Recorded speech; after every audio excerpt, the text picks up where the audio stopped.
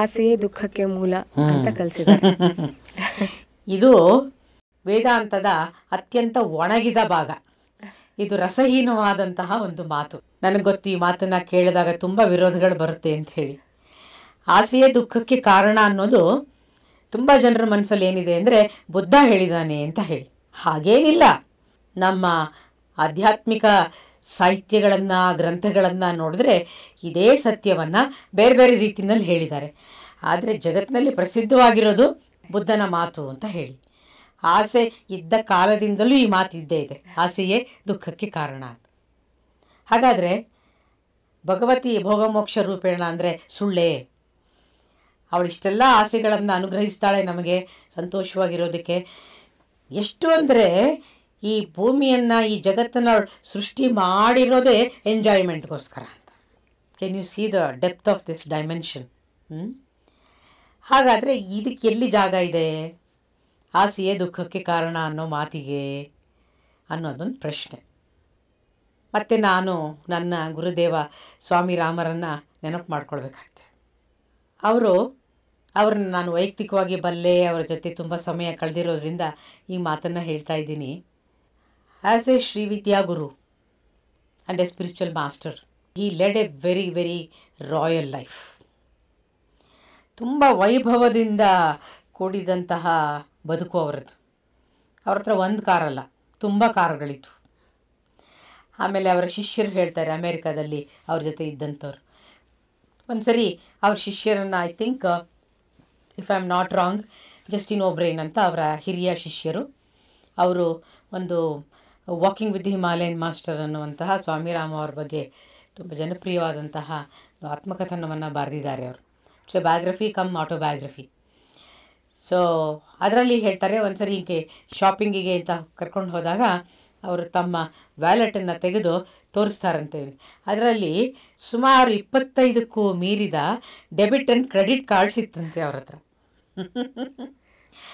ಆಮೇಲೆ ಅವರು ಧರ್ತಾ ಇದ್ದಂಥ ಶೇಡ್ಸ್, ಗಾಗಲ್ಸ್, ಎಷ್ಟು ವೆರೈಟಿದು, ಎಷ್ಟು ಚಂದವಾದ್ದು, ಎಲ್ಲನೂ ಕೂಡ ಟ್ರೆಂಡಿ ಮತ್ತು highly branded once.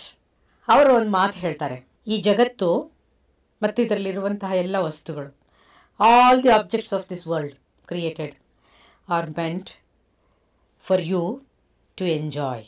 There is nothing wrong if you enjoy, but the problem begins, the later part of it is very interesting. The problem begins only when you start possessing it. ಇಡೀ ವೇದಾಂತದ ಶ್ರೀವಿದ್ಯೆಯ ಸಾರವನ್ನೇ ಈ ಮಾತಿನಲ್ಲಿ ಇಟ್ಟಿರುವಂತಹ master craftsman Swami Rama.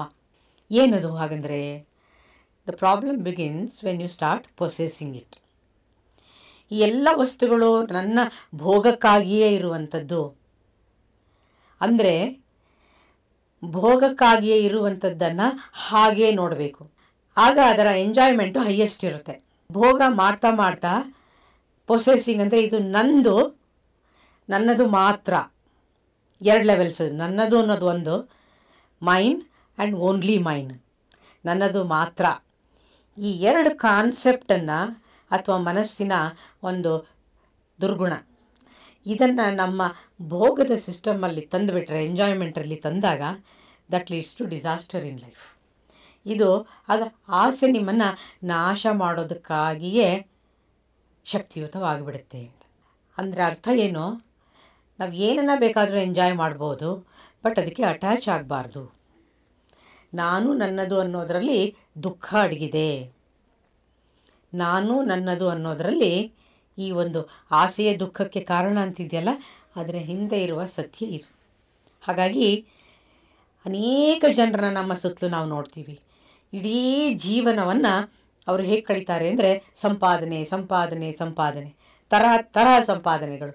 ಕೆಲವರಿಗೆ ಕೀರ್ತಿಯ ಸಂಪಾದನೆ, ಕೆಲವರಿಗೆ ವಿದ್ಯೆಯ ಸಂಪಾದನೆ, ಕೆಲವರಿಗೆ ಆಸ್ತಿ ಸಂಪಾದನೆ, ಕೆಲವರಿಗೆ ದೊಡ್ಡ ದೊಡ್ಡ ನೋಟಿನ ಕಂತೆಗಳನ್ನು ತಮ್ಮ ಹಾಸಿಗೆ ಕೆಳಗಡೆ ಇಟ್ಕೊಂಡು ಮಲಗಿ ನಿದ್ದೆ ಮಾಡುವಂತಹ ಸಂಪಾದನೆ, ತರಹದ ಭೋಗದ ಆಸೆಗಳನ್ನು ಇಟ್ಕೊಂಡಿರ್ತಾರೆ.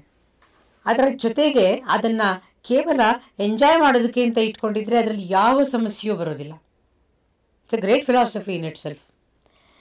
ಅರೆ ಇದು ನನ್ನದು, ನಾನು ಬೇರೆ ಯಾರಿಗೂ ಕೊಡೋಕ್ಕಾಗಲ್ಲ, ಅದನ್ನು ನಾನು ಪ್ರೊಟೆಕ್ಟ್ ಮಾಡಬೇಕು ಅಂತ ಹೊರಟಾಗ ಅನೇಕ ವಿಕಾರಗಳು ಜೀವನದಲ್ಲಿ ಬರ್ತವೆ. ಹಾಗಾಗಿ ಅದರ ಮೂಲಕ ನಾನು ಏನು ಎಂಜಾಯ್ಮೆಂಟನ್ನು ಮಾಡಬೇಕು ಅಂತ ಹೋಗ್ತೀನಿ, ಅದೆಲ್ಲವೂ ನನಗೆ ವಿರುದ್ಧವಾಗಿಯೇ ತಿರುಗಿ ಬೀಳ್ತವೆ. ಅದರಿಂದ ಜೀವನವೂ ದುರಂತ ಮತ್ತು ಆಸೆ ದುಃಖಕ್ಕೆ ಖಂಡಿತ ಕಾರಣವಾಗುತ್ತೆ. ಅದಕ್ಕೆ ಶ್ರೀವಿದ್ಯೆಯಲ್ಲಿ ಏನು ಹೇಳ್ತಾರೆ ಅಂತಂದರೆ, ಭಾವನೋಪನಿಷತ್ ಅಂತ ಹೇಳಿ, ಭಾವನಾ ವ್ಯಾಪಾರ ಅಂದರೆ the use of emotions in imaginations, ಇದರ ಬಗ್ಗೆ ಒಂದು ಅದ್ಭುತವಾದಂಥ ಬಹಳ ಪುಟ್ಟ ಉಪನಿಷತ್ತಿದೆ. ಕೇವಲ 36 ವಾಕ್ಯಗಳು, ಅಥವಾ ಅದನ್ನು ಮಂತ್ರ ಅಥವಾ ಶ್ಲೋಕ ಅಂತ ಹೇಳ್ಬೋದು, 36.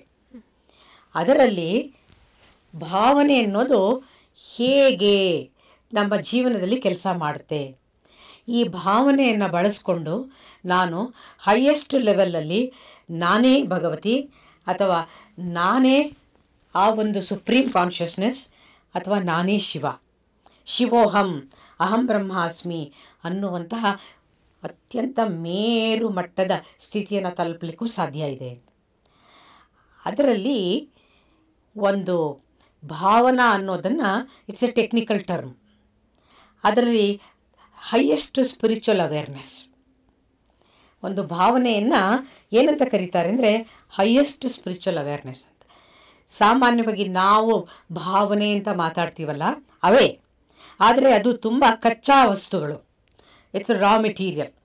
ನಮ್ಮ ಪ್ರೇಮ, ಪ್ರೀತಿ, ದ್ವೇಷ ಅಥವಾ ಕೋಪ, ಇದೇ ಶಕ್ತಿಗಳನ್ನು, ಇಮೋಷನ್ಸ್ ಎಲ್ಲ ಒಂದೊಂದು ಶಕ್ತಿ, ಎನರ್ಜಿ ಅದು. ಇವುಗಳನ್ನು ನಾನು ಯಾವಾಗ ಪವಿತ್ರೀಕರಣ, ಸಬ್ಲಿಮೇಷನ್ ಇವನ್ನು ಮಾಡೋದನ್ನು ಕಲ್ತ್ಕೊಳ್ತೀನಿ, ಆಗ ನಮ್ಮ ಇದೇ ರಾ ಲೆವೆಲಲ್ಲಿರುವಂತಹ ಕಚ್ಚಾ ಭಾವನೆಗಳು ಏನಾಗುತ್ತೆ ಅಂದರೆ ಭಗವಂತನನ್ನು ಪಡೆಯೋಕ್ಕೆ ಆಗುವಂತಹ ಸಾಧನೆಗಳಾಗ್ತವೆ ಅಂತ. ಹಾಗಾಗಿ ಇದನ್ನೆಲ್ಲ ಒಂದು highest level of spiritual attention, awareness, ಅರಿವು ಅಂತ ಕರೀತಾರೆ. ನಾನು ನನ್ನದು ಅನ್ನೋದು ಇಲ್ಲದೆ ಅದನ್ನು ಅನುಭವಿಸೋದನ್ನು ಕಂಡುಕೊಂಡಾಗ ಅದು ಸಬ್ಲಿಮೇಟೆಡ್ ಇಮೋಷನ್ ಆಗುತ್ತೆ, ಕಚ್ಚಾ ಆಗಿ ಉಳ್ಕೊಳ್ಳೋದಿಲ್ಲ ಅಂಥೇಳಿ. ಯಾಕಂದರೆ ಸ್ವಾಮಿ ರಾಮಾದೇ ಹೇಳ್ತಾರೆ, you people enjoy, but in the name of enjoyment you indulge. So if you know how not to indulge but only to enjoy, then all the objects of this world belong to you. ಅಲ್ಲಿ ಆಸೆ, ಭೋಗ ಎಲ್ಲವೂ ಸರಿಯೇ.